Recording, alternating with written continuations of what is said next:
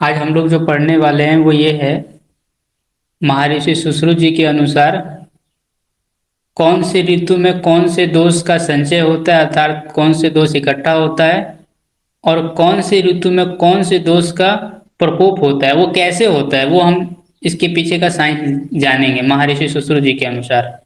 ये हम पढ़ने वाले हैं आज। यानी कौन सी ऋतुओं में कौन सा दोष संचय होता है और कौन सा दोष प्रकोप होता है, वो कैसे होता है, ये देखेंगे। जी जी जी। तो ये देखने से पहले हम लोग मंत्र पाठ कर लेते हैं, फिर कक्षा को शुरू करते हैं। ओम भूर्भुवः स्वः तत्सवितुर्वरेण्यं भर्गो देवस्य धीमहि धियो यो न प्रचोदयात्। ओम शांति शांति शांति। तो अवनीत जी, कल हम लोगों ने तीसरा अध्याय तक हम लोगों ने देख लिया था, अष्टांग हृदयम सूत्र स्थान का। और अब हम आज सुश्रुत जी का कुछ इम्पोर्टेंट चीज जो ऋतुओं में समझाना मुझे लगा जरूरी है, ऋतुओं में दोष का प्रकोप कैसे होता है, तो वो मेरे समक्ष आज प्रस्तुत करूंगा। मैंने श्लोक का फोटो भेजा है अवनीत जी, इसको आप पढ़िए। तत्र वर्षाशोष धयस्तरुण्यो अल्पवीर्यो आपाश्च प्रसन्ना क्षितिमल्पप्रायाः ता उपयुज्यमाना नभसि मेघावतते जलप्राक्लिन्नायां भूमौ क्लीनदेहानां प्राणिवां शीतवातविष्टम्भिताग्नीनां विदहयन्ते विदाहात्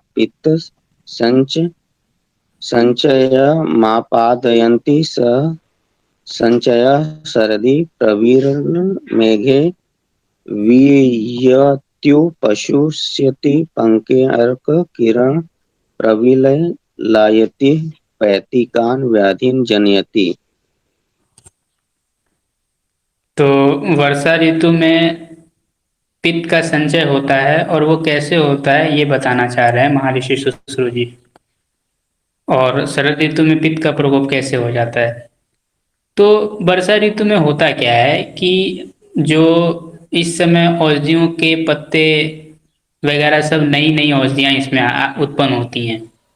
और उसके कारण क्या है, नई चीजों में जान ज्यादा रहेगी कम रहेगी अवनी जी। कम रहेगा।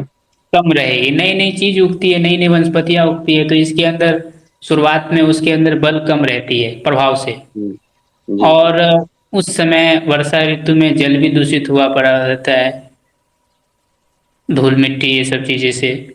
और भूमि पर आप देखेंगे बहुत सारे सड़े गले पदार्थ आपको मिलेंगे, जैसे कीट पतंग मर गए, कोई हम्म। सड़ा हुआ सेब केला वगैरह जो गिरा हुआ है, फल फूल गिरा है, तो वो पानी पड़ने के कारण क्या होगा, वो सड़ेगा गलेगा कि नहीं। धूप तो होता जी नहीं है उस जी। समय।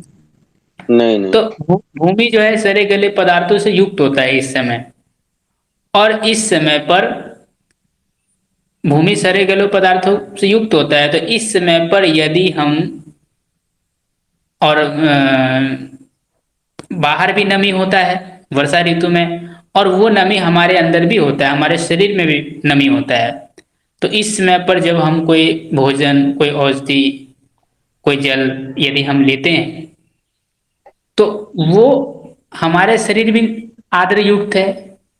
तो उस अवस्था में यदि हम कोई चीज लेते हैं और हमारी अग्नि मंद है, तो हमारे बॉडी में जाकर के वो विदाह उत्पन्न करती है।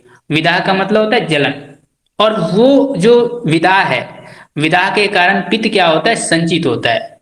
संचित हो रहा है, प्रकोप नहीं हो रहा है। कारण क्या है कि बाहर में धूप नहीं है। बाहर में क्या नहीं है अवनी जी, धूप धूप नहीं है। नहीं। तो वो जो पित्त संचित होता है, संचित होने का कारण यह है कि धूप है नहीं। हमने, हमारा शरीर क्लेद युक्त है, आद्र युक्त है, और बाहर भी आद्र युक्त चीजें हैं, दूषित जल है, नई औषधियां हैं, नए अन्न हैं, नई औषधियां वगैरह उगी है। तो उस अवस्था में हमने कोई आहार वगैरह ग्रहण किया और हमारा शरीर नमी युक्त है और हमारा अग्नि भी मंद है, तो इसमें विशेष तौर पर आपके शरीर में विदाह उत्पन्न होगा, अर्थात पित्त का संचय होगा। और जब वर्षा ऋतु के बाद कौन सा ऋतु आएगा? वर्षा ऋतु के बाद शरद। शरद ऋतु। शरद। तो शरद ऋतु में वही पित्त जो संचित था, जो धूप नहीं होने के कारण वो प्रकोप नहीं हो पाया, वो फैल नहीं पाया, वो अपनी जगह पे ही रहा, संचित होकर के बॉडी में रहा। अब वर्षा के बाद जब शरद ऋतु आती है तो बादल हट जाता है वर्षा में, शरद ऋतु में। तो बादल हटते ही सूर्य की किरणें बॉडी में लगती है एकाएक से। और वो जो वो जो बाधा बन रही थी पित्त को फैलने नहीं दे रही थी, तो अब वो सूर्य के कारण से वो पित्त जो है फैल जाएगा, वो प्रकोप हो जाएगा, पित्त का रोग होगा इस मौसम में। ये बात समझ में आ गई? जी। फिर से बता दे रहा हूँ। वर्षा ऋतु में हमने उस समय दूषित जल था, नई औषधियाँ थी और नए नए पत्ते थे, और उस दौरान उस अवस्था में हमने आहार लिया और हमारा बॉडी भी नमी युक्त था, आद्र युक्त था। तो उस अवस्था में किया गया अन्न हमारे बॉडी, अगर अग्नि मंद है तो विदग्ध को प्राप्त होगा, विदाह उत्पन्न करेगा। और विदाह उत्पन्न होने के कारण पित्त संचय होगा, पित्त प्रकोप नहीं होगा, क्योंकि बाहर धूप नहीं है, बाहर सूर्य पूरा प्रचंड वेग में नहीं है, मतलब उस समय बादल छाया हुआ है। तो पित्त संचित होकर के हमारे शरीर में रहता है, और फिर जैसे ही बादल वगैरह हटता है और वर्षा ऋतु जाती है, तो फिर वो शरद ऋतु आते ही सूर्य की किरण जब शरीर में लगती है तो संचित पित्त, जो संचय था पित्त, वो प्रकोप हो गया, पित्त का प्रकोप हो गया, यानी पित्त रोग उत्पन्न हो गया, पैतिक व्याधि हो गई, ये सारी चीजें हो गई, यानी इस शरद ऋतु में पित्त बढ़ता है। ठीक। तो वर्षा ऋतु में पित्त का संचय होता है, और शरद ऋतु में क्या होता है अवनीश जी? पित्त का प्रकोप होता है। प्रहलाद जी, ये बात समझ में आ गई?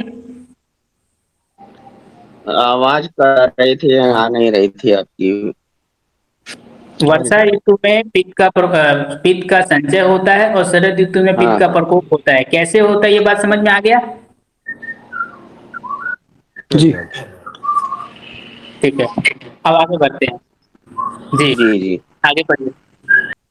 चोषधयः काल परिणामात् परिणत वीर्यः बलवन्तो हेमन्ते भवन्त्याश्च प्रसन्ना स्निग्धा अत्यर्धे गुरुश्च च उपयुज्यमाना मंदकृणत्वा द्वानो सतुषार पचनो प्रस्तंभित देहिनां विदग्धः स्नेह छद्र्यो चादुपलेशाच् श्लेष्म संचय मापाद यन्ति च संचयो वसन्तेर्कर्मिश्च प्रविलीयाति ईश्वरस्य व्यदेहनां देहिनां श्लेष्मिकान् व्याधीन जनयति। अब आ जाते हैं, वर्षा के बाद शरद हो गया, और शरद के बाद फिर आती है हेमंत, जो कड़ाके की जिसमें ठंड पड़ती है, हेमंत।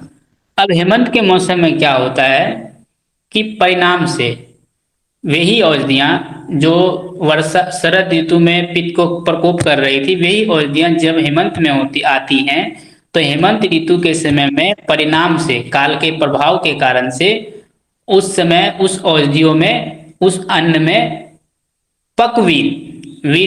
पकवीर वाला बलवान हो जाती है, वो सिनिकता उसके अंदर आ जाती है औषधियों में, और भारी हो जाती है, वो गरिष्ठ हो जाती है।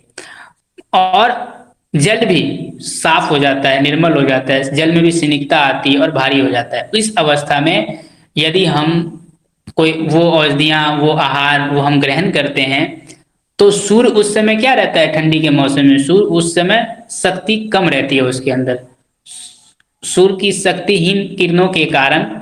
और औषधियाँ क्योंकि मधुर है, स्निग्ध है, शीतल है, और गुरु है, चिकनी है, तो वो चीजें जब हम लेंगे, तो किसका प्रकोप होगा? कफ का। वो चीज लेंगे तो क्या बढ़ेगा? कफ बढ़ेगा, क्योंकि मधुर, स्निग्ध, शीतल, गुरु, चिकनी, ये इसके किसके गुण है? ये कफ के हैं कि पित्त के हैं कि वात के हैं? किसके गुण है? कफ के जी। कफ के गुण है, तो ये चीज लेंगे तो कफ बढ़ेगा। लेकिन यहाँ पर कफ ना बढ़ के कफ संचय हो रहा है, उसका कारण ये है कि यहाँ पर हिम के कारण से, ठंडी हिम युक्त ठंडी हवा से वो स्तंभित देह वाले प्राणियों में कफ संचय हो रहा है, क्योंकि यहाँ पर सूर्य की शक्ति हीन है। और हम क्षणिक चीजें, ये सारी चीजें लेंगे तो कफ संचित हो रहा है, प्रकोप नहीं हो रहा है, क्योंकि कफ प्रकोप होने के लिए कुछ गतिमान ऊष्मा चाहिए जो फैला दे उसको, समझे। तो यहाँ पर हमने स्निग्ध शीतल गुरु चिकनी चीजें ली और उससे कफ बढ़ा और कफ का संचय हुआ, और क्योंकि ठंडी हवा के कारण वो उसने कफ को फैलने नहीं दिया, ठीक है, कफ को रोक के रखा, जाम करके रखा, क्योंकि हिमयुक्त ठंडी हवा थी इस समय कौन सी थी, हिमयुक्त ठंडी हवा के कारण वो कफ का प्रकोप न होकर के कफ का संचय हुआ। फिर जब हेमंत और शिशिर ऋतु जाता है, क्योंकि हेमंत और शिशिर ऋतु के लक्षण लगभग एक समान होते हैं, ठीक है, तो हेमंत और शिशिर ऋतु में कफ का संचय हुआ, और उसके बाद जब बसंत ऋतु आया तो बसंत ऋतु में क्या होता है, आपका सूर्य जो है तीक्ष्ण हो जाती है, थोड़ी तेज हो जाती है। और जब हेमंत और शिशिर ऋतु में बादल वगैरह हटता है, हेमंत और शिशिर ऋतु में भी तो बादल लगता है अवनीश जी, मनोज जी। जी।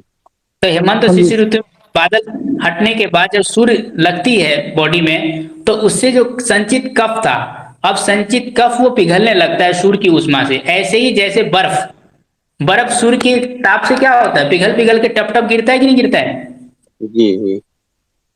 तो ऐसे ही सूर्य की उष्मा से जो संचित कफ था, बर्फ रूपी जो संचित कफ था, वो पिघल करके और वो कफ का प्रकोप करती है, कफज रोग करती है। इसलिए बसंत ऋतु में आप देखते होंगे बहुत सारे लोगों को सर्दी जुकाम, कफज बुखार, है ना, उल्टी और नाक से पानी बहना, है ना, कफ के रोग, ये सब चीजें होती हैं। आप समझ गए। जी। तो ये चीजें हमें इसमें समझ में आ गया। हेमंत और शिशिर ऋतु में किसका संचय होता है अवनीश जी, कफ का।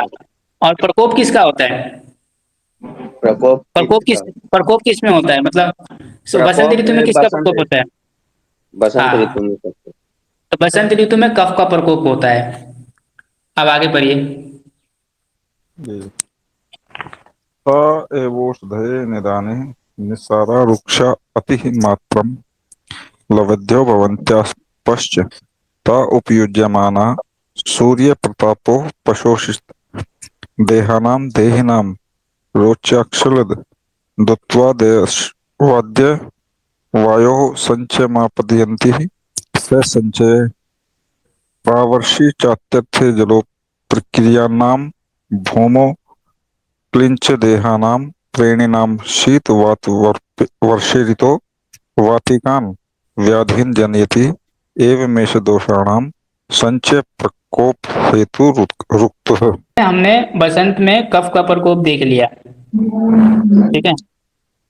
अब बसंत में सूर्य की किरणों से कफ पिघल करके कफ का प्रकोप कर लिया, है ना, संचित कफ को संचित कफ जो था बसंत ऋतु में सूर्य की किरणों से वो पिघल करके कफ के रोग को उत्पन्न किया। अब क्योंकि अब कफ पिघल गया है, अब बसंत ऋतु के बाद सूर्य की किरणें और भी प्रचंड ताप वाली हो गई है, और भी तेज हो गई है, तो अब जो पिघला हुआ कफ था उसका क्या होगा, बर्फ पिघल गया पूरी तरीके से, पानी बन गया। अब वो पानी को पुनः अगर हम ताप से ताप देंगे उसको, तो क्या होगा, वो फैलना शुरू हो जाएगा, प्रकोप हो जाएगा, शोषण, वो सूखना शुरू हो जाएगा ना, पानी सूखना शुरू हो जाएगा ना। तो पानी सूखना शुरू हो जाएगा, तो गर्मी के मौसम में जो बसंत ऋतु में कफ प्रकोप होकर के पिघल रहा था, गर्मी के मौसम में गर्मी के प्रभाव से कारण वो कफ सूखना शुरू होगा, ठीक है, कफ का शोषण होगा, ठीक है। तो कफ जब शोषण होगा, तो कफ जब बॉडी से निकलेगा, कफ की कमी होगी, तो कफ कम होगा तो क्या होगा बॉडी में, जब स्निग्धता हटेगी तो क्या आएगा बॉडी में, रुक्षता आएगी। और कफ बलवान है, शरीर कफ जो है स्निग्ध है, तो अगर स्निग्धता हटेगी तो रुक्षता, कटेगा तो क्या आएगा, भारी जब हटेगा तो क्या आएगा बॉडी में, लघुता आएगी। तो ग्रीष्म ऋतु में औषधियों में रुक्षता आती है, जल में भी रुक्षता और लघुता आती है।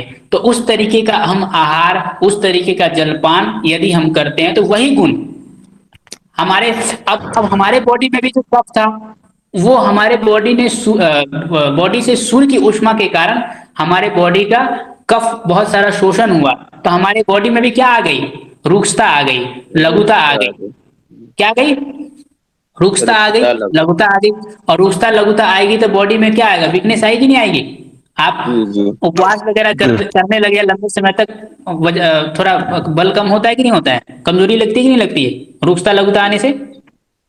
तो रुक्षता लघुता आती है, और रुक्षता लघुता आने के कारण उस समय पर यदि हम वही आहार विहार उस अवस्था में यदि हम सेवन करते हैं तो स्वभावतः उसमें हमारे शरीर में रुक्षता लघुता बढ़ जाती है। तो उससे क्या होता है, वायु का संचय होता है, प्रकोप नहीं होगा। प्रकोप इसलिए नहीं होगा क्योंकि बाहर क्या है, सूर्य है, ऊष्मा है।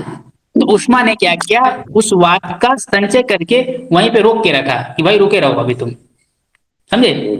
अब वर्षा ऋतु ग्रीष्म ऋतु में जो वात का संचय हुआ था, अब ग्रीष्म ऋतु के बाद फिर जब वर्षा ऋतु आएगी तो वर्षा ऋतु में फिर से पृथ्वी गीली हो जाती है, नमी युक्त हो जाती है ना। तो गीली और नमी युक्त होने के कारण ठंडी हवा चलती है ना, प्राणियों के शरीर में ठंडी हवा लगती है, और फिर वर्षा से उत्तेजित होकर के क्या होता है, वात का प्रकोप हो जाता है। क्योंकि अब जो संचित वात था वो अब सूर्य हट गया, तो सूर्य हट गया, सूर्य ढक गया, सूर्य कम हो गया है ना, बादलों से ढक गया। तो अब हवा और वर्षा ये दोनों ने मिलके जो संचित वात था उसको प्रकोपित कर दिया, जो रक्षा कवच का काम कर रहा था ना सूर्य, पित्त को, वात को आगे नहीं बढ़ने दे रहा था, तो वो बादलों के कारण से, वर्षा के कारण से और हवाओं के कारण से उसने प्रकोप कर दिया। तो इस तरीके से यहाँ पर वात पित्त कफ का संचय और वात पित्त कफ का प्रकोप कैसे होता है ये बता दिया गया महर्षि सुश्रुत जी के माध्यम से, अकॉर्डिंग जो उन्होंने बताया था। ये बातें समझ में आ गई आप लोगों को? पित्त वाला एक बार बता दीजिए वैद्य जी, पित्त का संचय प्रकोप, पित्त का संचय प्रकोप कैसे होता है, बस ये वाला पित्त का एक बार। पित्त का संचय और पित्त का संचय और प्रकोप ना, देखिए वर्षा ऋतु में जो औषधियां हैं, जो जमीन भूमि है, वो सब सड़े गले पदार्थों से युक्त होती हैं, पानी का दूषित हो जाता है, और हमारा बॉडी भी आद्र युक्त रहता है, नमी युक्त रहता है। और अगर हमारा अग्नि मंद है, पहले से ही अग्नि मंद है, मान लीजिए मंद अग्नि वाले पुरुषों में जब हम उस तरीके का आहार विहार हम लेंगे, हमारा बॉडी भी आद्रता युक्त है, तो हमारे बॉडी में विदाह उत्पन्न होगा, और विदाह मतलब पित्त संचित होगा, ठीक है। और पित्त जब संचित होगा तो अब क्योंकि बाहर सूर्य नहीं है तो इसलिए प्रकोप नहीं होगा, सूर्य की ऊष्मा होनी चाहिए उसके लिए, प्रकोप करने के लिए। तो वो हवा के कारण, बादलों के ढके रहने के कारण पित्त बढ़ता नहीं है बल्कि पित्त संचय होता है। और जैसे ही वर्षा हटती है, बादल हटते हैं, तो एकाएक ऊष्मा हमारे बॉडी को लगती है, और बॉडी पर जो ताप लगती है उस ताप से हमारा जो संचित पित्त है वो प्रकोप हो जाता है शरद ऋतु में। समझ में आ गया? जी जी ठीक है।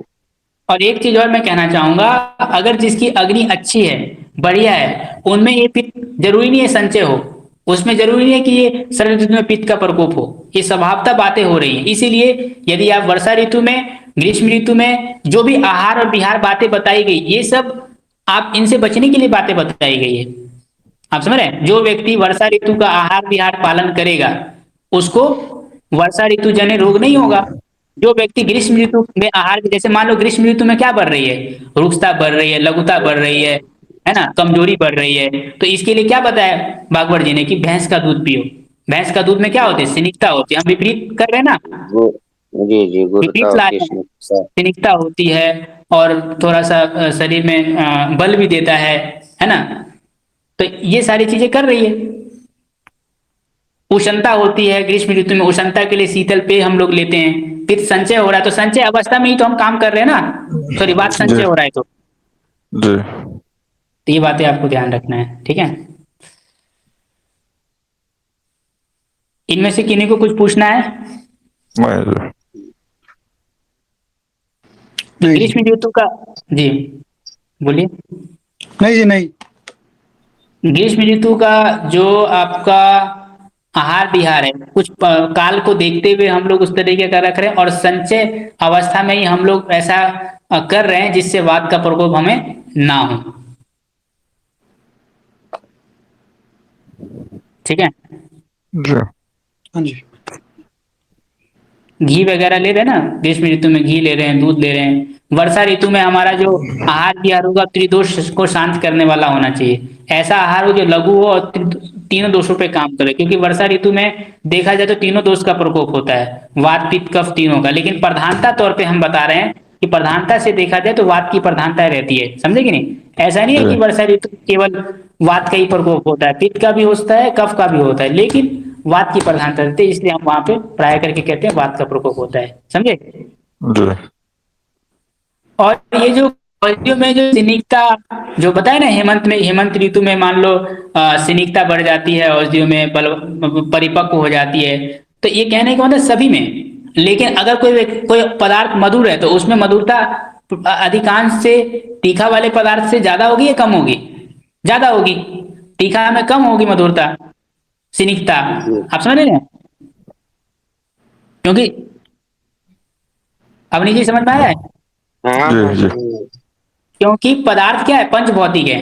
तो पंच भौतिक पदार्थ है तो पदार्थों में छह रस होते हैं। लेकिन बात यह है कि प्रधानता तौर पर हमें ये निर्णय निकाला जाता है, इसमें ये है, इसमें वो है, इसमें वो है। क्योंकि सारे पदार्थ क्या होते हैं, पंच भौतिक होते हैं, पंच भौतिक। बहुत ही कठिन, तो लेकिन पंच जिसकी भौतिक अधिकता पदार्थ, होती है उसके अनुसार जी, उसका नाम करते हैं। उसके अनुसार उसका नाम कर देते हैं। कटु रस प्रधान वाला, मधुर रस प्रधान, तिक्त रस प्रधान, छह रस प्रधान। छह रस की भी प्रधानता होती है, ठीक है। जैसे जी आपका मरकरी है, मरकरी में छह रस प्रधानता होती है, छह रस होते हैं। आंवला में पांच रस पाए जाते हैं, ठीक है। ये बातें समझ में आ गई आप लोगों को? जी जी हाँ। ठीक है, तो शांति पाठ करके कक्षा को विराम देते हैं।